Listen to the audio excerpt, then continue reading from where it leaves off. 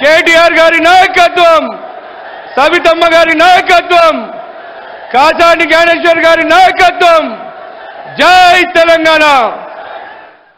మన తెలంగాణ రాష్ట్ర తొలి ముఖ్యమంత్రి వర్యులు మన బీఆర్ఎస్ పార్టీ అధినేత గౌరవనీయులు కేసీఆర్ గారికి మన అతి తక్కువ సమయంలోనే ప్రపంచ దేశాలన్నీ కూడా తెలంగాణ వైపు చూసే విధంగా శ్రమించి కృషి చేసిన మన యువ నాయకుడు పార్టీ వర్కింగ్ ప్రెసిడెంట్ రామన్న గారికి, మన ఓటమెరుగని నాయకురాలిగా చేవెళ్ల చెల్లమ్మగా పిలువబడే మా తాండూరు ముద్దు బిడ్డ మహేశ్వరం ఎమ్మెల్యే సబితమ్మ గారికి, బీసీల ఆత్మ బంధువు బడుగు బలహీన వర్గాల ముద్దు బిడ్డ తన జీవితాన్ని బడుగు జీవుల బ్రతుకు మార్పు కోసం అంకితం చేసిన ముదిరాజు బిడ్డ మా కాక చేవెళ్ల లోక్సభ బీఆర్ఎస్ అభ్యర్థి కాసాని జ్ఞానేశ్వరన్న గారికి, చేవెళ్ల అసెంబ్లీ స్థానంలో హ్యాట్రిక్ విజయం సాధించిన పెద్దలు ఎమ్మెల్యే కాళ యాదయ్య గారికి,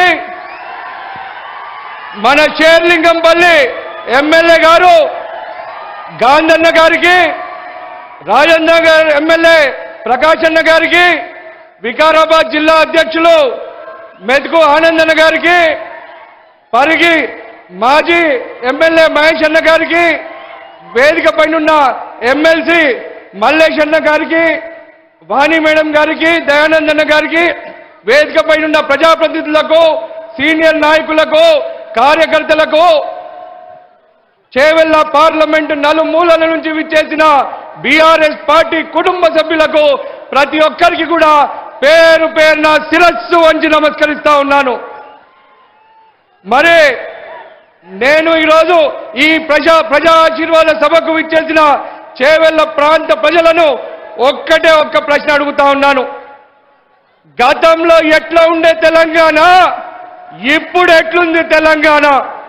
కేవలం 100 రోజుల్లోనే దేశం గొప్పగా చెప్పుకునే తెలంగాణను సర్వనాశనం చేసిర్రు ఈ కాంగ్రెస్ వాళ్ళు. రాత్రంతా నాకు ఒకటే ఫోన్లు గుయ్యమని మోగినాయి. ఏంద్రనైనా మరి ఇన్ని రోజులు తర్వాత ఇన్ని ఫోన్లు మోగుతున్నాయని చూస్తే రాత్రంతా తాండూర్ల కరెంటే లేదంట. పిల్లలు, పాపలు, పెద్దలు ఎవ్వరు కూడా నిద్రపోయింది లేదు. మన సారు కేసీఆర్ గారు ముఖ్యమంత్రిగా ఉన్న సమయంలో విద్యుత్ సరఫరా ఎలా ఉండేనో మనకు తెలుసు. కను రెప్పపాటు కూడా విద్యుత్ అంతరాయం ఉండేది కాదు. మరి ఇప్పుడు వికారాబాద్ జిల్లా ముఖ్యమంత్రి రేవంత్ రెడ్డి జిల్లా అని చెప్పుకుంటమే తప్ప ఏమి వికారాబాద్ జిల్లాకు చేసింది ఒరిగింది ఏమీ లేదు. ఇప్పటి వరకు ఒక పైసా ఇచ్చిన దాఖలాలు లేవని చెప్పి మనం గుర్తించాలి. రేవంత్ రెడ్డి కొడంగల్కు మాత్రమే ముఖ్యమంత్రిగా వ్యవహరిస్తా ఉన్నారు. పాలమూరు రంగారెడ్డి ఎత్తిపోతల పథకంను పక్కన పెట్టి తన సొంత నియోజకవర్గంకు నారాయణపేట ఎత్తిపోతల పథకంను తెర మీదకి తీసుకొచ్చినాడు. నారాయణపేట కొడంగల్ ఎత్తిపోతల పథకంతో పాలమూరు ఎత్తిపోతల పథకం ఎన్నటికీ పూర్తి కాదు. ఇదే జరిగితే వికారాబాద్ జిల్లాతో పాటు చేవెళ్ల ప్రాంతమంతా కూడా ఎడారిగా మారుతుంది అనే విషయాన్ని మనం మర్చిపోకూడదు. తాగునీరు, సాగునీరు అనే సంక్షోభం వస్తుంది అని చెప్పి కూడా నేను ఈ సభాముఖంగా తెలియజేస్తా ఉన్నా. కేసీఆర్ గారి ఆశీర్వాదంతో తాండూరు ప్రాంతం నీటితో ఎప్పుడు సస్యశ్యామలంగా ఉండాలని, భూగర్భ జలాలు అడుగంటకూడదని, తాగునీటి సమస్య ఎన్నటికీ రాకుండా ఉండొద్దని కాగ్నా నది మీద 11 చెక్ డ్యాములు తీసుకొస్తే ఈ రేవంత్ రెడ్డి భారీ విద్యుత్ మోటార్లు పెట్టి కాగ్నా నుంచి నీరు మొత్తం కూడా కొడంగల్కి తరలిస్తున్న విషయాన్ని మన తాండూరు ప్రజలు చూడాలని చెప్పి నేను పిలుపునిస్తా ఉన్నా.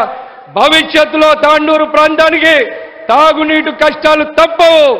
కాగ్నా పరివాహిక ప్రాంతంలో బోర్లు కూడా ఎండిపోక తప్పదు అని చెప్పి మన తాండూరు ప్రజలు ఎన్నడూ కూడా మర్చిపోవద్దు, గుర్తుపెట్టుకోవాలి. తాండూరు ప్రాంతం వెనుకబడిందని చెప్పి నేను అభ్యర్థిస్తే పెద్ద మనసుతోని మన నాయకుడు కేసీఆర్ గారు 1680 కోట్ల రూపాయలు తాండూరు అభివృద్ధి కోసం ఇచ్చిన విషయం మనందరికీ తెలుసు. మరి కాంగ్రెస్ ప్రభుత్వం రాగానే కక్షపూరితంగా నిర్దాక్షిణ్యంగా అభివృద్ధి కోసం మంజూరు చేసిన నిధులన్నీ కూడా రద్దు చేసిన విషయాన్ని మన తాండూరు ప్రజలు గుర్తుపెట్టుకోవాలి. మళ్ళీ దశాబ్దాలు వెనుకనెట్టి తాండూరు ప్రజల ఉసురు పోసుకున్నారు ఈ కాంగ్రెస్ వాళ్ళనే విషయాన్ని కూడా గుర్తుపెట్టుకోవాలి. తాండూరు ప్రజలు ఇది గమనించి తాండూరుకు అన్యాయం చేసిన కాంగ్రెస్ కు ఎన్నికలలో ఓటుతో తీర్పు చెప్పాల్సిన అవసరం ఉందని ఈ విషయం కూడా నేను మీకు గుర్తు చేస్తా ఉన్నా.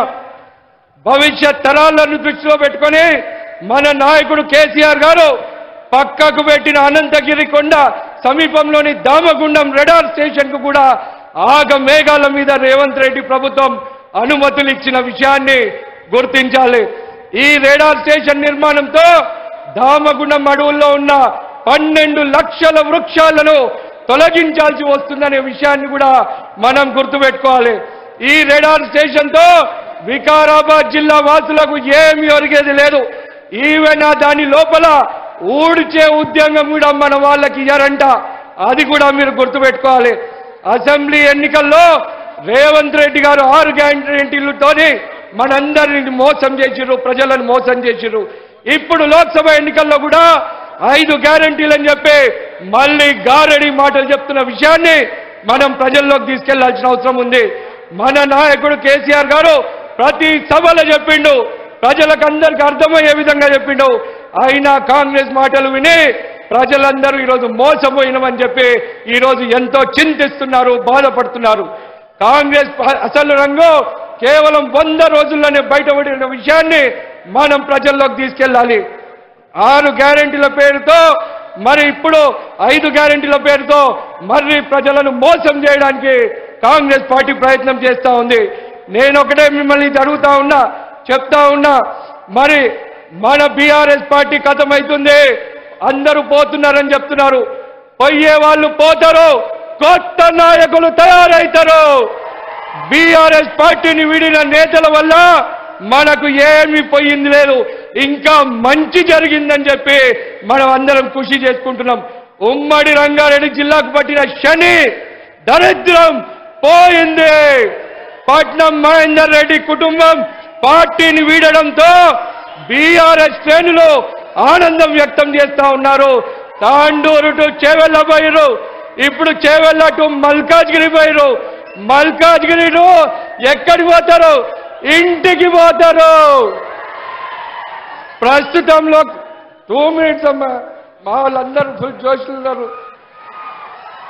ప్రస్తుతం లోక్సభ ఎన్నికల్లో ప్రజలంతా అసెంబ్లీలో చేసిన తప్పు చేయకుండా చూసుకోవాల్సిన బాధ్యత మన పైన ఉంది. బీఆర్ఎస్ అభ్యర్థి కాసానన్య గారిని మనం అందరం గెలిపించాలి. బీసీల కొరకు ఆయన చేసిన దశాబ్దాల పాటు పోరాటం చేసిరు, ఆయన జీవితాన్ని మొత్తం అంకితం చేసిరు, ఎంతో కష్టపడ్డాడు, ఎందరో బీసీలకు మేలు చేసిండు, ఆదుకున్న మహానాయకుడు మన కాసాని గారు. మరి బీసీలకు రుణం తీర్చుకునే సమయం వచ్చింది. బీసీలు చట్టా చాటాల్సిన సమయం వచ్చింది. లోక్సభ ఎన్నికల్లో కాసాని జ్ఞానేశ్వరన్న గారిని భారీ మెజార్టీతో మనం అందరం గెలిపించాల్సిన అవసరం ఉంది. ఇక బీజేపీ జోలికి మాటకొస్తే బీజేపీ గాలి ఉట్టి మాటలు, అవి ఎవరు కూడా నమ్మకండి. ఇక చేవెళ్ళ పార్లమెంట్ అభ్యర్థిగా బీజేపీ నుంచి బరిలో ఉన్న కొండను గెలిపిస్తే ఆయన అడ్రస్ కూడా ఎవరికి దొరకదు, రాసి పెట్టుకోండి. ఆయనతో అందరికంటే ఎక్కువ సావాసం చేసింది నేనే. 5 ఏళ్ల పాటు మీకు చిక్కడు దొరకడు, ఇంట్లో ఉండి కూడా లేడని చెప్పి గేటు దగ్గర నుంచే తరిమేసే వ్యక్తి కొండా విశ్వేశ్వర రెడ్డి. చేవెళ్ళ ప్రజలకు మరి మాయమాటలు చెప్తా ఉన్నాడు. ఇప్పుడు కేంద్రం నా అండతో ఉంది, మరి ఏదో ఉద్ధరిస్తా అని చెప్పి, మరి ఇప్పటివరకు కూడా ఉండే మరి కోట్పల్లికి పర్యాటక క్షేత్రంగా కూడా నిధులు సాధించలేని దద్దమ్మ కొండా విశ్వేశ్వర రెడ్డి అనే విషయాన్ని మనం చెప్పవలసిన అవసరం ఉంది. అంతేకాదు ఆయనకు తెలిసింది ఒకటే, ఎప్పుడో ట్రిక్కింగ్ అంటాడు, ట్రక్కింగ్ అంటాడు, కయాకింగ్ అంటాడు తప్ప ప్రజల పట్ల ఒక్కరిని గుర్తుపట్టే బాపతి కాదు. అది ఎవరు కూడా మర్చిపోవద్దని చెప్పి నేను తెలియజేస్తా ఉన్నా. ఇలాంటి నాయకుడు నిత్యం మరి చేవెళ్ళ ప్రజలకు ఎప్పుడు నిత్యం అండగా ఉండే మన కాసాని గారు ఆయనను గెలిపించాల్సిన అవసరం ఉంది. విశ్వేశ్వరరెడ్డి ద్వారాలు ఎప్పుడు ఎవరికి తెరిచి ఉండవు.